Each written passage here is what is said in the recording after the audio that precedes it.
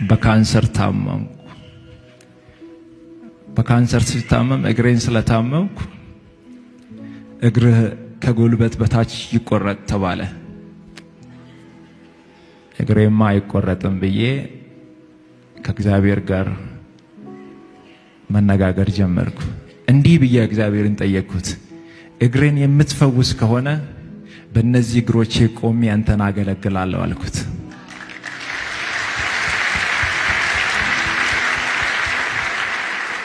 እግዚአብሔር እግሬን እንዲሁ ነፃ ፈወሰው።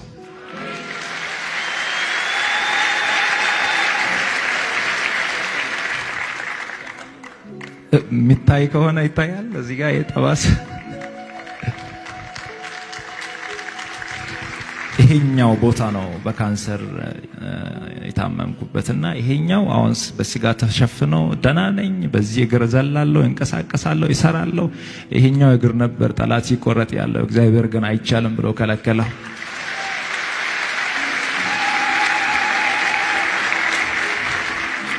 በዛ ሁሉ ፈተና ውስጥ እያለው በጣም የሚወዳት እንደ አይኔ ብሌን የምጠነቀቅላት በጣም ሚሳሳላት ታናሽ እህቴ ነበረች። የኔን ጃኬት ትለብሳለች፣ የኔን ሹራብ ትለብሳለች። በቃ እኔ የሚያደርገውን ነገር ነው የምትለብሰው። በጣም ነው የምወዳት፣ በጣም ነው በቃ ጥሩ ቦታ የሚሰጣት። እሷን በጣም ትወደኛለች። ቤተሰቤ በጣም በቃ ሁሉም ነው የምንወዳትና አንድ ቀን የሆነች የሻይ ቡና ብር ማዘር ሰታኝ፣ ያችን ሻይ ቡና ብር ይዤ የሆነ ሆቴል ላይ ቁጭ አልኩና ደወለች እኔ ጋር። ማሙሽ ነው የምትለኝ። ማሙሽ እንዴት ነህ ስትለኝ ደህና ነኝ አልኳት። ልብስ የለኝም እኮ ለምን አትገዛኝም አለች። ገንዘብ የለማ ልብስ ለመግዛትና ሆቴል ላይ ቁጭ ብያለሁ። ማዘር 100 ብር ሰታኝ ነበር፣ በደንብ አስታውሳለሁ ጊዜውንና ልብስ ግዛልኝ ስትለኝ የሆነ ልብስ የሚሰሩ ነጋዴ ጓደኞች ስለነበሩ ከነሱ በዱቤ ለመቀበል እሷን ላለማሳዘን ስል ምንም ችግር የለም እኔ የኔ እናት እዛ መሳላ ነኝ ብዬ ቀጠርኳት። ከዛ ትመጣለች ብዬ ጠበቅኩ፣ ትመጣለች ብዬ ጠበቅኩ፣ ትመጣለች ብዬ ጠበቅኩ። ለካ እሷ አርፋለች እና እግዚአብሔር ይመስገን፣ እግዚአብሔር ይመስገን። ይሄ ማረፏን ሰማውና ሆስፒታል ሮጬ ሲደርስ የነበረው ትንሽ ትንቀሳቀስ ነበረና እጄ ላይ አረፈች። ሌላኛው ፈተና ገጠመኝ ማለት ነው። ከዛ በኋላ ራሴን አላቅም በብዙ መንገድ ተጎዳውና እንደምንም ጥርሴን ነክሼ እህቴን ቀበርኳት። እግዚአብሔርን ግን እንዲህ አልኩት፣ እህቴ ስትሞት በልብ መምታማ ነበር የሞተችው። ወንድሜ እዚህ ያለ ወንድሜ ነጋዴ ነው፣ ብር ያለው ሰው ነው። ወንድሜን ላለማስጨነቅ ምንም ነገር አልነገርኩትም። አባቴ ገንዘብ ያለው ሰው ነው፣ በደንብ የሚታወቅ አባት ነው ያለኝ። ወንድሞች ያለኝ በብዙ የተባረኩ፣ እነሱን ላለማስጨነቅ የእሷን ህመም እኔ ተሸክሜ ነበር እና በልብ ህመም ምክንያት እንደታመመች ነግራኝ ነበር።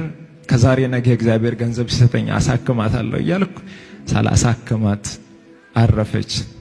እግዚአብሔርን ግን እንዲህ አልኩት፣ እኔን በህይወት የምታቆየኝ ከሆነ የታመሙትን አሳክማለሁ፣ እኔን በህይወት አኖረኝ አልኩት።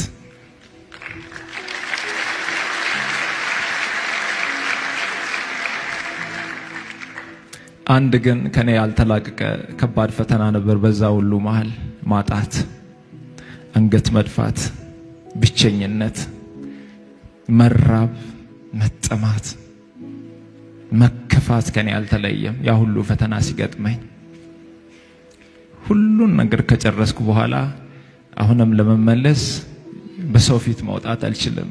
ኪሴ ባዶ ነው፣ ቤቴ ባዶ ነው፣ ህይወቴ ባዶ ነው። እግዚአብሔርን እንዲህ ማለት ጀመርኩት፣ ትላንት የሰጠኸኝ አንተ ነህ፣ ትላንት የባረከኝ አንተ ነህ። ሲሄድም እያየህ ነው፣ በነገር ሁሉ አንተ ትክክል ነህ። ከዚህ በኋላ አንድ ነገር ልለምን፣ አንድ ነገር ልጠይቅ። እግዚአብሔር አምላክ ሆይ በሰጭነት በረከት ባርከኝ። እግዚአብሔር ሆይ ኪሴ ሙሉ ይሁን።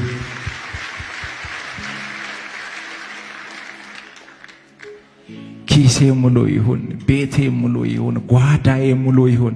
አሁን ባርከኝ። ካልባረከኝ አልለቅህም፣ ካልባረከኝ አልለቅህም። አንገት በደፋውበት ምድር አንገቴን ቀና ልታደርግ የምትችል አንተ ነህ።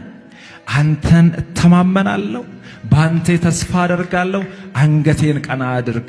እኔና እግዚአብሔር አንላቀቅም ብዬ አስጨነኩት፣ ሰላም ከለከልኩት። ቀንና ማታ ለሰው ብትናገሩ፣ ለሰው ችግራችሁን ብትነግሩ ሰምቶ ባልሰማ ሊያልፍ ይችላል።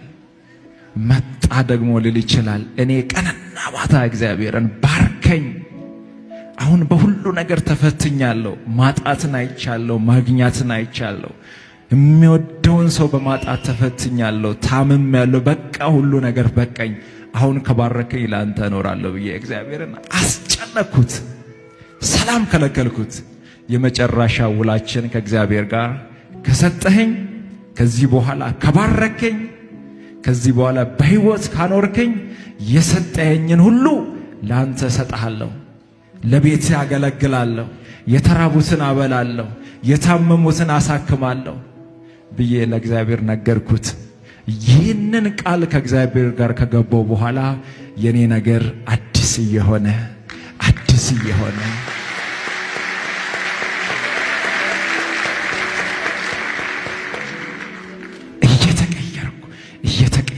እየተቀየርኩ መጣሁ። ከዛ በኋላ ከቤት ማውጣት ጀመርኩ፣ ልብስ መልበስ ጀመርኩ፣ ኪሴ ውስጥ ገንዘብ መያዝ ጀመርኩ። ከዛ በኋላ ወንድሞቼ ገንዘብ አላቸው፣ አባቴ ገንዘብ አላቸው እኮ።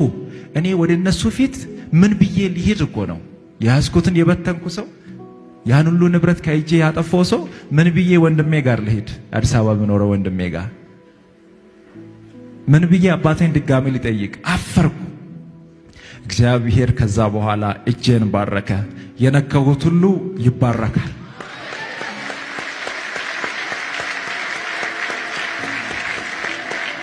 ይተርፋል ብዬ የሰራሁት ሁሉ በእጥፍ ይተርፋል። በአጭር ጊዜ ውስጥ እግዚአብሔር በብዙ በረከት ባረከኝ።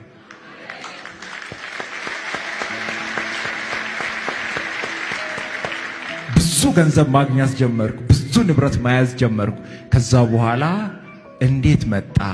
እንዴት ነበር? ከየት ነው የመጣው ብዬ ማሰብ ጀመርኩ። እንደ ትናንትናው መጥፋት አልፈልግማ። ከኔና ከእግዚአብሔር ጋር የነበረው ውል ምንድነው? ከሰጠኸኝ የሰጠኸኝን ሁሉንም ሰጥሃለሁ ነው።